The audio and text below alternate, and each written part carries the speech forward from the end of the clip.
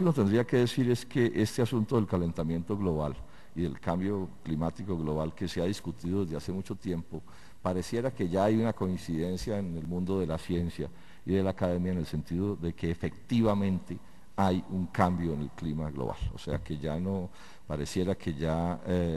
sobre eso hay una coincidencia porque son muchos los hechos incontrovertibles que indican que allí hay un fenómeno que está ya caminando. Fenómeno que está pues fuertemente vinculado, lo tiene como una de sus causas fundamentales, la actividad de los seres humanos sobre la naturaleza, la actividad de la especie durante mucho tiempo actuando sobre la naturaleza y particularmente actuando como hemos actuado, no sé, en los últimos 200 años, particularmente desde el inicio de la revolución industrial y la llegada del mundo a la economía capitalista. Esto generando pues gases de efecto invernadero que están en la base de este problema y generando daños ambientales supremamente grandes. Hoy, y cosa que no me alegra, este evento sucede en unos días en que en Colombia los hechos nos están llamando la atención sobre la gravedad de lo que estamos hablando, este invierno que se está padeciendo, aun cuando suene paradójico, porque en calentamiento global entonces hay un invierno grande en Colombia. Bueno, ese es parte del fenómeno, en unos sitios grandes inviernos, en otros sitios grandes sequías, nos tocó en suerte en este momento grandes inviernos, pero a quienes nos escuchen y no sean especialistas en el tema, entiendan que fenómenos como estos, terriblemente dañinos sin duda, tienen que ver con el tema que nos ocupa. Lo digo como una especie de evidencia de que no son, digamos, especulaciones, sino que allí hay realidades. Ahora, las amenazas pues son inmensas, este problema de las sequías, problemas de inundaciones y de inviernos muy fuertes,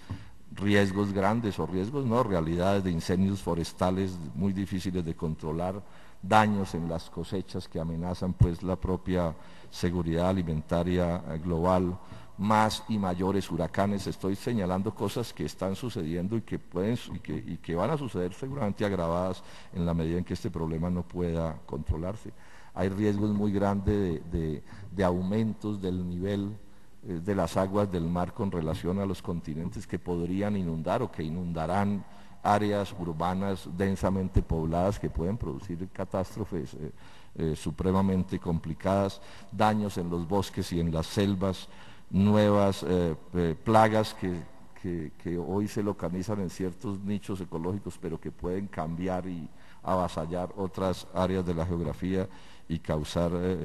nuevos daños. O sea que estamos hablando de un problema, yo no quiero detenerme en detalle, ya los especialistas dirán más cosas, sí, pero lo que llama la atención es que son hechos de extrema gravedad y que quienes nos escuchan tendrán que entender que estamos hablando de un problema supremamente complicado que amenaza en materia muy grave la propia presencia pues, de la especie sobre el globo terrestre.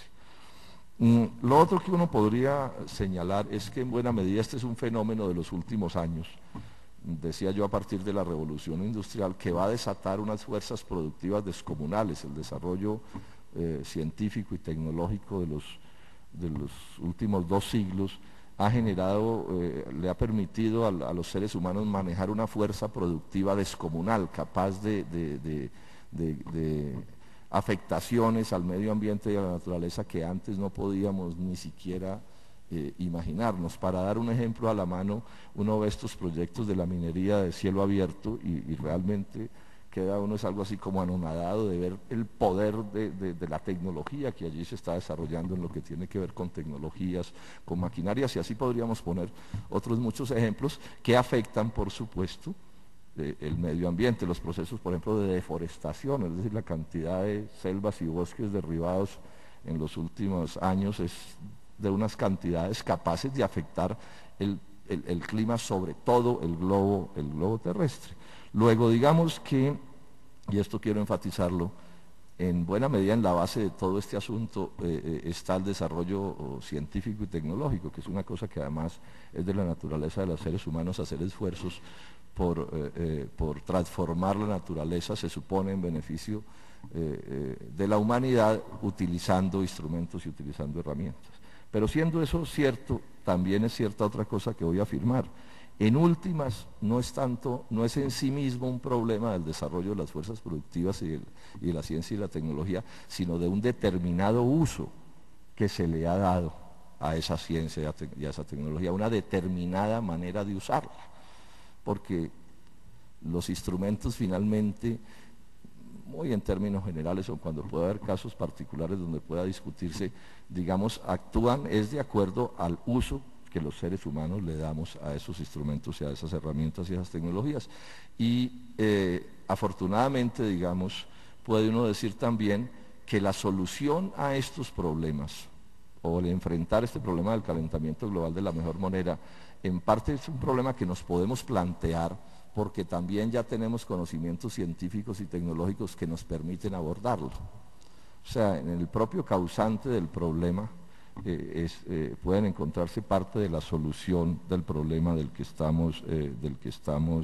hablando. Entonces, al punto al que quiero llegar, con este par de breves comentarios anteriores que espero no me resulten muy esquemáticos, es que más que un problema que aquí ante lo que estamos es ante un problema del modelo económico y social, de una determinada manera como los seres humanos decidimos o decidieron antes que nosotros relacionarse con la naturaleza, incluso un poco a partir de ideas que vienen de muy atrás, de intentar pensar o de señalar o actuar en la práctica como si los seres humanos no fuéramos parte de la naturaleza y pudiéramos hacer con el resto de la naturaleza cualquier cosa y que eso no iba a terminar afectándonos a nosotros mismos, con un poco de una idea que fue común en mucho tiempo de que la naturaleza era infinita y que cualquier cosa podría hacerse sin que nada pasara. Entonces quiero expresar que el punto central del asunto, el tema fundamental que hay que abordar no es tanto el tema de la ciencia, de la tecnología, etcétera, sino el tema de qué tipo de estructura económica y social tenemos que sea capaz de abordar estos problemas en beneficio de la humanidad y no en beneficio de unas cuantas personas o sociedades o grupos que han venido aprovechándose de ese desarrollo en su propio beneficio, a riesgo, y no solo a riesgo, sino ante la realidad de hacerle daños inmensos a todo el resto del género humano, hasta el punto de estar contribuyendo o generando un problema del calibre del que estamos hablando. Entonces estamos hablando de un modelo económico que habla de la codicia, que yo diría que pone la codicia al mando, ¿no? Como factor central de todas las decisiones y como manera supuesta de resolver todos los problemas que padecemos. Un consumismo en no pocos casos no voy a decir irracional, porque tiene una racionalidad, pero que a ratos pareciera irracional, ¿no? En centrar cualquier posibilidad de progreso en una especie de actitud enfermiza frente al poseer más que al ser, ¿no? Que por supuesto nos empuja a la utilización de los recursos de la naturaleza en un grado de estrés, de presión, agravada por el aumento de la población que nos crea pues inmensas dificultades. Y en esto hay que decir con franqueza que juega un papel bien negativo, digamos, las formas que ha venido asumiendo el capitalismo en los últimos años, estas que hemos llamado del libre comercio, del neoliberalismo, que más que nunca, incluso de una manera brutalmente cínica y descarada, pone la ganancia al mando, la codicia al mando, casi que como única cosa que supuestamente debe movilizar al ser humano y hacerlo actuar en sociedad con todos los inmensos riesgos de los que estamos hablando. Ahora, dentro de esto también es bueno señalar una cosa, es que aun cuando el problema es un problema global, el aporte al daño global no es igual. O sea, Colombia contribuye, Bolivia contribuye, todos los países de la tierra contribuimos, pero la causa fundamental del problema tiene que ver con potencias como Estados Unidos, que precisamente, y otras potencias, que precisamente por tener desarrollos productivos mucho más fuertes que los nuestros, niveles de consumo bastante superiores, son capaces de hacer daño y efectivamente lo hacen en proporciones bastante más grandes. Esto es importante señalarlo porque tampoco podemos aceptar que se reparta a prorrata, ¿sí? Las causas del problema y mucho menos las soluciones, porque en las soluciones, por supuesto, los aportes tendrán que ser diferenciados en la medida en que las situaciones son distintas. Y como parte de este problema yo diría que hay que señalar también un hecho que debe ser debatido con todo rigor, ¿no? En este problema han jugado un papel muy positivo y muy importante todos aquellos que desde hace muchos años convirtieron las banderas de la defensa del medio ambiente en banderas de sus vidas y que durante mucho tiempo fueron vistos incluso como unas especies de anacoretas que andaban diciendo cosas que como que no tenían nada que ver con la realidad, eran como los locos de los países. Bueno, homenaje en el día de hoy a esas personas porque fueron capaces de ver primero que otros las cosas que podrían terminar sucediendo y cómo sin duda han jugado un papel bien clave en esto. Pero también hay que decir una cosa, estos causantes de estos problemas juegan todas las cartas y ha aparecido también, hay que decirlo con franqueza, un ambientalismo que más que apuntar realmente a solucionar estos problemas y asumiendo con todo valor las decisiones que hay que asumir si queremos de verdad enfrentar estas realidades, entonces termina siendo de una u otra manera cooptado por los mismos grandes poderes que generan el fenómeno, cosa que por supuesto es de una enorme gravedad y que no se exige hacer un debate franco y abierto. Yo pienso que en este tema, como en todos los temas de la vida, de la economía, de la política, de las relaciones sociales, si algo debe abanderar el mejor de los ambientalismos es el debate franco y directo y claro y decirle a las cosas por su nombre y llamar al pan pan y al vino vino. Y que sea en el debate donde, bueno, termine, digamos, demostrándose quién tiene la razón y quién no la tiene y en eso al final terminamos ganando todos. Dentro de esto hay que señalar que esta lucha, por supuesto, tendrá que tener espacios nacionales y locales, como efectivamente lo tiene este evento que estamos haciendo aquí, pero por sobre todo también es una lucha de carácter global, porque el fenómeno es un fenómeno de carácter global. Yo ahí creo que es momento también de señalar que si algunos muy poderosos globalizan los horrores que globalizan, pues hay que globalizar la resistencia también, pero sin abandonar, por supuesto, las responsabilidades nacionales y locales que a cada uno de nosotros nos toca. Y en ese sentido hay que resaltar el papel del gobierno de Bolivia y de su presidente, el señor Evo Morales, que se ha echado, digamos, sobre sus espaldas, que parecieran ser débiles en el sentido de que no es una de las grandes potencias del mundo, pero que contienen un gran valor moral y de espíritu de lucha y de capacidad de decisión, echarse al hombro temas como este que sin duda son bien difíciles y que generan resistencias y nos crean enemigos no poco poderosos. Por último, es un poco mi deber político terminar esta presentación para que hablen ustedes que conocen de verdad de estos asuntos, señalando que para el caso de Colombia no son buenas las posibilidades con el nuevo gobierno, esto tengo que decirlo de manera clarísima. Yo sé que sobre este gobierno se han creado muchas ilusiones,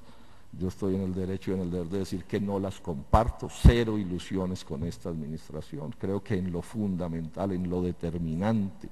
en lo que marca las diferencias, este es un gobierno idéntico al anterior, particularmente en estos temas. Y estoy leyendo mucho una opinión del señor León Teicher, presidente del Cerrejón, una de las grandes mineras que operan en Colombia, sobre qué percepción tuvieron ellos del gobierno anterior y qué percepción tienen de este. Y la doy un poco como prueba reina de lo poco que ellos piensan que han cambiado las cosas, con lo que yo estoy por supuesto de acuerdo. Le preguntan al señor Teicher, ¿le seguirá yendo bien al sector de la gran minería en la era Santos? Y él contesta, así como el país fue afortunado de tener al presidente Uribe durante tantos años, también lo somos de tener al presidente Santos como gobernante.